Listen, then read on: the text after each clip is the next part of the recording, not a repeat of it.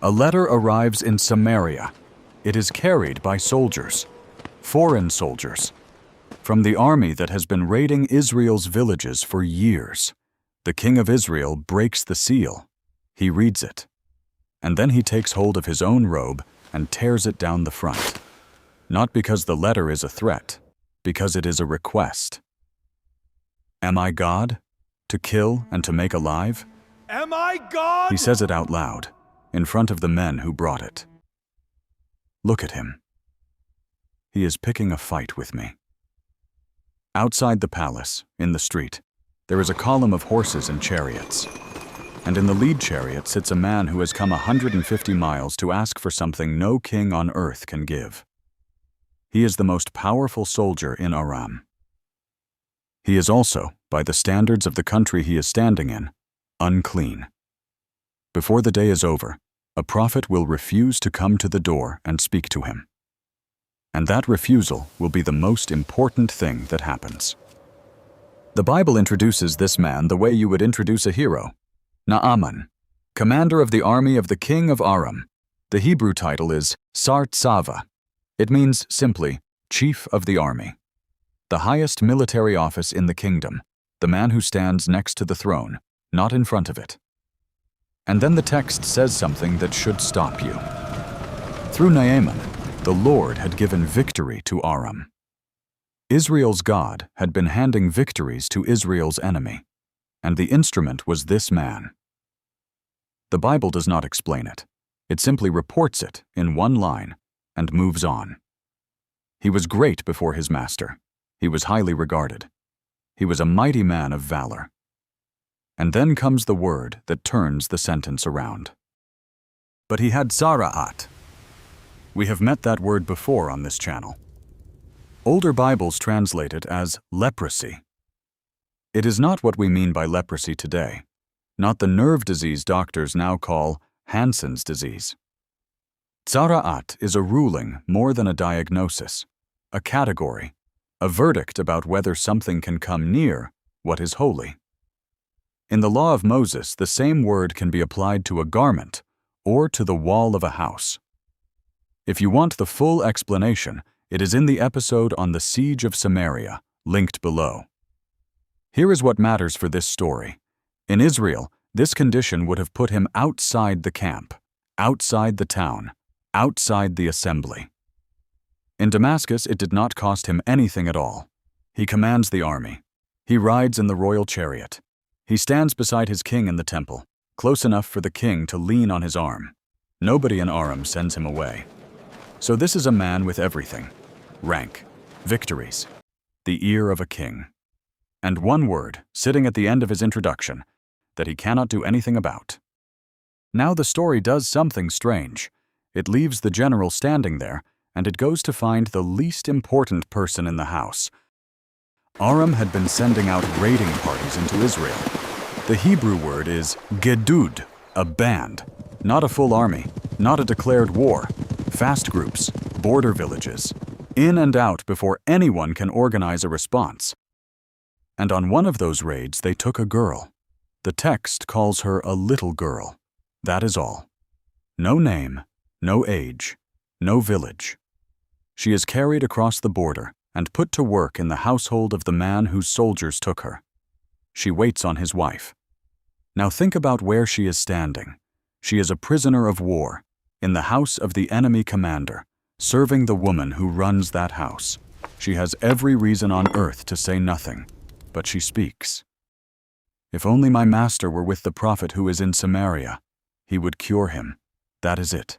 That is her whole part. One sentence. She never appears again. But watch what that sentence does. The wife tells the husband. The husband tells the king. The king writes to another king. A national treasury is opened, a military escort is assembled, and an international incident begins. Every man in that chain is powerful. Every man in that chain is named, or is a king. The one person who set it moving is a captive child whose name nobody bothered to write down. The king of Aram sends Naaman with a letter and a gift. 10 talents of silver, 6,000 shekels of gold, 10 sets of clothing. Let me put that in terms you can feel. 10 talents of silver is somewhere around 340 kilograms of metal. A working man in that world might earn 1 shekel in a month. A single talent was 3,000 shekels. This is not a thank you gift. This is the kind of payment one kingdom sends another to settle a war. And the clothing is not an afterthought. In that world, sets of fine clothing were currency, and they were status, the kind of thing a king gave to mark a man as belonging to him. So Naaman arrives at the palace in Samaria with a fortune on his animals and an army escort at his back. And the king of Israel panics. He is not being unreasonable. Read the letter the way he read it. I have sent Naaman my servant to you, that you may cure him. He has no prophet standing beside him. He has no idea how to do this. And he assumes the request is a trap, an impossible demand, designed to be refused, so that Aram has a reason to march. He is seeking a quarrel with me. Word gets out. And a message comes to the palace from a man who was not invited. Why have you torn your clothes? Let him come to me. And he will know that there is a prophet in Israel. That last line is the thesis of the entire chapter. Not, there is a cure in Israel. There is a prophet in Israel. So the column turns around. Horses, chariots, silver, gold, escort. And it stops outside a private house. Naaman stands at the door, and the door does not open. Elisha does not come out. Elisha sends a servant out with a message. Go and wash in the Jordan 7 times, and your flesh will be restored, and you will be clean. That is the whole instruction, delivered second-hand, on a doorstep, to the commander of a foreign army. And Naaman is furious. Now, most retellings make him sound like a spoiled man throwing a tantrum. I want to be fair to him, because his complaint has 2 halves, and both of them make sense. The first half is about honor.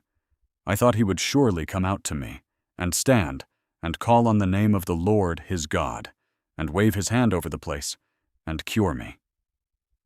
He had pictured the scene. He had pictured a ceremony, a holy man, a gesture, a spoken name, a moment. That is exactly what a healer in the ancient world was supposed to provide. A ritual you could watch, a performance worth what you paid for it. He got a servant and a sentence. The second half is about geography, and he is not wrong. Are not Abana and Pharpar, the rivers of Damascus, better than all the waters of Israel? Damascus sits in an oasis. It is fed by cold rivers running down off the mountains, clear, fast, snow-fed water that turns the plain around the city into orchards and gardens in the middle of a desert. The lower Jordan is not that. By the time it gets down there, it is narrow, brown, and heavy with silt. He is a man from a beautiful city being told to go and wash in a muddy ditch. Could I not wash in them and be clean? And he turns his chariot around and leaves in a rage. The healing nearly does not happen. What saves it is his servants. They come alongside the chariot, and they argue with him, carefully, the way you argue with a powerful man you do not want to offend.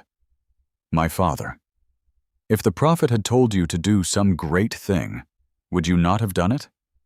How much more when he says to you, wash and be clean? That is the pivot of the chapter. He came prepared to do something enormous. He was not prepared to do something small. He goes down into the water. And here is the detail the text is very careful about. 7 times. Not because 7 is a lucky number. In the law of Moses, the ritual for cleansing tsara'at involves a 7-fold sprinkling, performed by a priest. So the number is a quotation. But look at what is missing. There is no priest. There is no sanctuary. There is no sacrifice. There is no Israelite. The rite is being echoed at a muddy river by a foreign soldier on the instruction of a prophet who would not come outside. He goes down the 7th time, and the text says, his flesh was restored, like the flesh of a little child. In Hebrew, that phrase, a little child, is almost the same phrase used at the beginning of the chapter for the captive girl.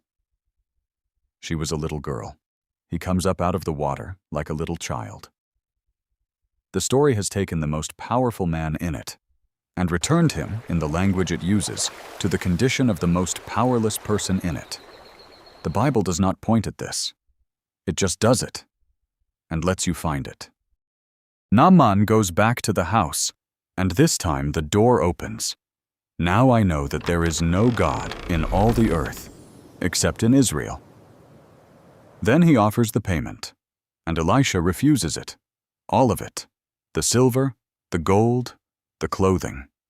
Naaman presses him, and he refuses again. We need to sit with how strange that was. In the ancient Near East, this is not how it worked. Diviners were paid. Exorcists were paid. Men who dealt with the gods on your behalf charged a fee and expected it, and there was no shame in it. Naaman is not trying to bribe anyone. He is trying to settle a bill. By the rules he grew up with, leaving without paying would be an insult. Elisha will not take it. Because if the silver changes hands, then something was purchased. And if something was purchased, then it was a service. And if it was a service, then Naaman went home with a transaction instead of a guy. The refusal is the sermon. Then Naaman asks for the strangest thing in the chapter. He asks for dirt. Let me be given 2 mule loads of earth. To us that sounds like sentiment. A souvenir. It was not. In that world, gods were understood to be tied to territory. A god had a land, and his power ran to the edges of it, and no further. Naaman has just met a god in Israel, so he does the only logical thing a man of his time could do. He asks for a piece of Israel to take home, so that he has somewhere to stand. His theology is imperfect. Nobody corrects it. And then he asks for something harder. When my master goes into the house of Rimmon to worship, leaning on my arm, and I bow down there, may the Lord pardon your servant. Rimmon is the storm god of Damascus, closely tied to the great West Semitic god Hadad. The name carries the sense of the thunderer, and Naaman's job, as the man his king leans on, is to be physically present in that temple. When the king bows, Naaman's arm goes down with him.